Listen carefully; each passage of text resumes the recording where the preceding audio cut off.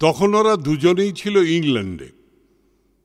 অক্সফোর্ডে একজন পাঞ্জাবি যুবক ছিল কেটির প্রণয়মুগ্ধ।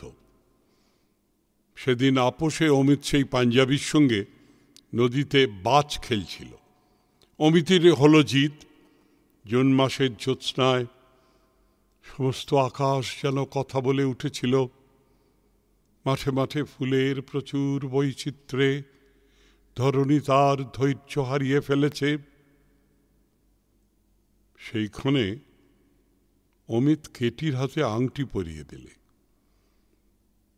তার মধ্যে অনেক কথাই উচ্চ ছিল, কিন্তু কোনো কথাই গোপন ছিল না।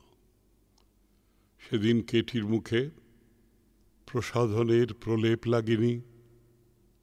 তার হাসিটি সহজ ছিল। ভাবের আবেগে তার মুখ রক্তিম হতে বাধা পেত না।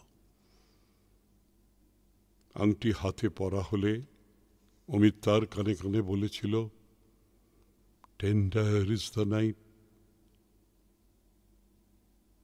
and happily the queen moon is on a throne.